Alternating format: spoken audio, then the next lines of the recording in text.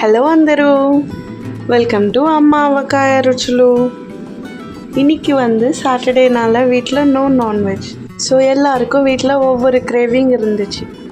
சரின்னு சொல்லிட்டு இன்ட்ரெஸ்டிங்காக பண்ணலான்னு சொல்லிட்டு மினி டிஃபன் ஸ்டார்ட் பண்ணிட்டேன்.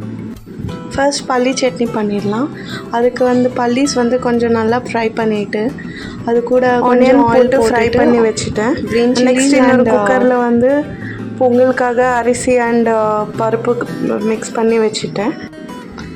அதுவும் நல்லா குக் ஆகிடுச்சு. ஸோ அது சைடில் வச்சுட்டு இட்லி பண்ண ஸ்டார்ட் பண்ணலான்னு சொல்லிவிட்டு இட்லி பேட்டர் போட்டுட்டு இட்லி வச்சிட்டோம். இது சடன் பிளான். ஸோ வீடியோஸ் கூட என்னால் ஃபுல்லாக எடுக்க முடியல. டக்குன்னு எல்லாம் பண்ணணும்னு சொல்லிவிட்டு ரெடி பண்ணிகிட்ருந்தேன். அப்படியே வீட்டில் குட்டி இட்லி லவர்ஸ் இருக்காங்க. ஸோ அவங்களுக்காகவும் குட்டி இட்லி அதுவும் ரெடி பண்ணி வச்சாச்சு. நெக்ஸ்ட்டு ரெட் சட்னி எப்படி பண்ணுறதுன்னு பார்க்கலாம். Tomato and onion chutney. எங்கள் வீட்டில் கொஞ்சம் ஸ்பைஸியாக தான் சாப்பிடுவாங்க. So already peanut chutney ready பண்ணிட்டோம். இந்த ரெட் சட்னிக்கு ஃபஸ்ட்டு ஆயில் போட்டுட்டு கொஞ்சமாக உருத் தால் அண்ட் ரெட் மிர்ச்சி போட்டுக்கணும். அதுக்கப்புறம் ஆனியன், டொமேட்டோ அண்ட் அதோட கொஞ்சமாக கருவேப்பிலை போட்டுட்டு நல்லா ஃப்ரை பண்ணிடணும். சால்ட் போட்டுட்டு இன்னும் கொஞ்சம் ஸ்பைசிக்காக ரெட் சில்லி பவுடர் கூட நீங்கள் ஆட் பண்ணிக்கலாம். ஸோ ஆட் பண்ணிக்கிட்டு அது கொஞ்சம் நல்லா ஃப்ரை பண்ணி விட்டுடுங்க. இப்போ இது நல்லா ஃப்ரை ஆகிடுச்சு. ஸோ நான் ஆஃப் பண்ணி வச்சுட்டேன். நெக்ஸ்ட்டு வடை பண்ணுறதுக்காக வடை மாவுக்கு ரெடி பண்ணேன். வடை நான் மிக்சியில் தான் போட்டேன். ஸோ மிக்சியில் போட்டுட்டு அதில் onions and green chilli salt போட்டு நல்லா மிக்ஸ் பண்ணி வச்சுட்டேன். அண்ட் இன்னொரு கடாயில் கொஞ்சமாக ஆயில் போட்டுக்கோங்க.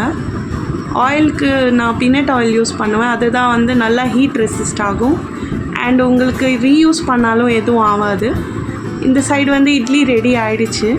அண்ட் இட்லிக்கு பொடி இட்லி பண்ணுறதுக்காக இன்னொரு கடாய் வச்சுட்டு அதில் ஆயில் அண்ட் கீ ரெண்டும் மிக்ஸ் பண்ணி வச்சுருந்தேன். அதுவும் ஆட் பண்ணிவிட்டு அது கொஞ்சம் ஹீட் ஆனதுக்கப்புறமா வீட்லேயே ப்ரிப்பேர் பண்ண இட்லி பொடி இருக்கும். ஸோ அந்த இட்லி பொடி போட்டுட்டு அது கொஞ்சம் ஃப்ரை பண்ணிவிட்டு அது மேக் ஷுர் அது கொஞ்சம் பிளாக் ஆகாமல் இருக்கணும். கொஞ்சம் ஹீட்டை கம்மி பண்ணிக்கோங்க. அண்ட் அதோட இட்லி போட்டு நல்லா கொஞ்சம் ஃப்ரை பண்ணிட்டீங்க அப்படின்னா பொடி இட்லி ரெடி ஆகிடும். இந்த பொடி இட்லியோட already peanut chutney and red chutney பண்ணி வச்சுருந்தது காம்போ சூப்பராக மேட்ச் ஆகும். அண்ட் நெக்ஸ்ட்டு காரம் தோசை. இது கம்பல்சரியாக இருக்கணும். அதுக்கு மிக்ஸி ஜாரில் onion and garlic, salt and red chilli powder போட்டுட்டு ப்ரிப்பேர் பண்ணி வச்சுட்டு தோசை ஊற்றுனதுக்கப்புறமா அதுக்கு மேலே போட்டுட்டு நீங்கள் நல்லா ஸ்ப்ரெட் பண்ணி விட்டுட்டு அண்ட் ஆயில் போட்டுட்டிங்கன்னா கார தோசை ரெடி ஆகிடும்.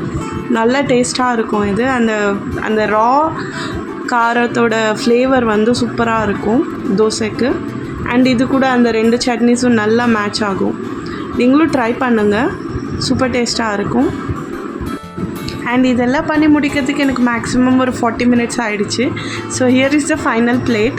இது சூப்பராக காம்பினேஷன் இருந்துச்சு. அண்ட் டேஸ்ட்டும் நல்லா இருக்கும். நம்ம வீட்டில் பண்ணோன்னா கொஞ்சம் நம்ம காரம் நம்மளுக்கு ஏற்ற மாதிரி அட்ஜஸ்ட் பண்ணிக்கலாம். ஸோ நீங்களும் ட்ரை பண்ணிவிட்டு கமெண்ட்டில் சொல்லுங்கள் எப்படி இருக்குன்னு. தேங்க்யூ ஃபார் வாட்சிங். Please do subscribe.